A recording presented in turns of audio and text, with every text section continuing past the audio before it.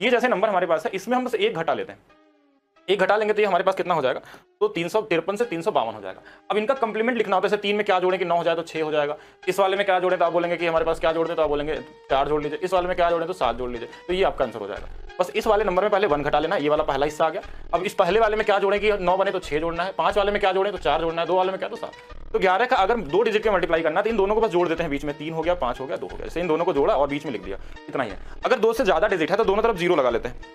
इनको जोड़ दिया 3 आ गया। ये बहुत जगह मिलता है, मतलब अलजेब्रा में यूज करेंगे, मेंसुरेशन में यूज करेंगे, ये जोड़ेंगे तो 4 आएगा, ये जोड़ेंगे तो 3 आएगा, ये जोड़ेंगे तो 3 आ जाएगा, इसको जोड़ देंगे 1 आ जाएगा। कुछ इस तरीके से नंबर हमारे पास मिल जाएगा। कुछ स्पेशल केस वैदिक मैथ्स में आते हैं, एकाधिकेन पूर्वेन सूत्र, ठीक है, एकाधिकेन पूर्वेन या फिर एक न्यूनेन पूर्वेन सूत्र होता है हमारे पास, कि जैसे अगर हमको दिख गया कि इन दोनों का सम हमारे पास 10 है और शुरू वाले नंबर सेम है, तो बस इनका गुणा कर लेते हैं, 7 गुणे 3 21, और 7 वाले में एकाधिकेन मतलब एक ज्यादा से मल्टीप्लाई करते हैं, 7 से ज्यादा एक क्या होता है 8, यानी कि 56 हो जाएगा। जैसे यहाँ पे भी देखिए दोनों 10 है और इनका सम 10 है, तो यहाँ पे देखिए 6 गुणे 4 कितना आएगा 24, और 5 में एक ज्यादा है क्या होगा 6, 5 गुणे 6 कितना आ जाएगा, तो बोलेंगे 30 आ जाएगा, तो 30 24 आ जाएगा। ऐसे जोड़ने के लिए भी तरीके होते हैं कि जैसे जोड़ना है हमको इस तरीके से नंबर, कि कोई सीरीज में नंबर दिया हो, एक लगातार क्रमागत संख्याएं और 10 संख्याएं हो, तो सिर्फ पहले वाले संख्या में आपको 4 जोड़ लेना होता है। 4 जोड़ देंगे तो बोलेंगे 539 हो जाएगा, यही तो होगा ना हमारे पास 539 के लास्ट में 5 लगा दीजिए, यही आंसर आएगा। जैसे एक छोटा एग्जांपल से मान लीजिए 1 है 2 है 3 है और 10 तक जोड़ना था हमको, हमने क्या बोला पहले वाले में 4 जोड़ दीजिए तो कितना हो गया 5, इसके पीछे 5 लगा दीजिए, यही आने वाला है। अब अगर आप वैदिक मैथ्स का पूरा तरीके से चाहते हैं कि अपने स्पीड को बढ़ाएं, वैदिक मैथ्स क्या होता है, ये आपके कैलकुलेशन स्पीड को 10 गुना तेज कर देता है।